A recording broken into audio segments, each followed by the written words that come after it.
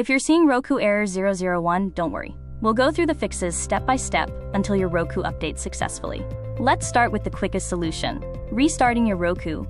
From the Roku home screen, scroll down and open Settings. Inside Settings, select System. Inside the System menu, select Power. Open Power, then select System Restart. Confirm Restart to reboot your Roku. Wait while your Roku restarts. This usually takes less than a minute. When the home screen returns, open Settings again. Inside Settings, open System.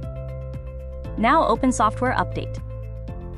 Select Check Now to try the software update again. If the update starts downloading, you've fixed the problem. If error code 001 came back, we'll move to Next Fix.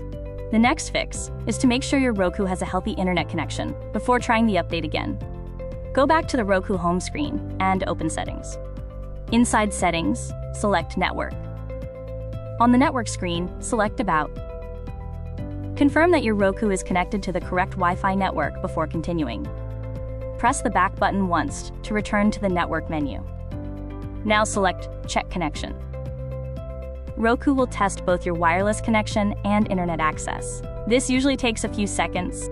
If either test fails, we'll need to restart your modem or Wi-Fi router. Unplug the power cable from your modem or Wi-Fi router. Leave the router unplugged for at least 60 seconds. Plug the power cable back in and wait until the internet light becomes stable. Once your internet connection is back, return to your Roku. On your Roku, go back to Settings, then System, then Software Update. Select Check Now and see if the update downloads successfully. If error code 001 is still appearing, let's try a different internet connection. Turn on the mobile hotspot feature on your smartphone. Now go back to your Roku and open Settings. Inside Settings, select Network. Select Set Up Connection.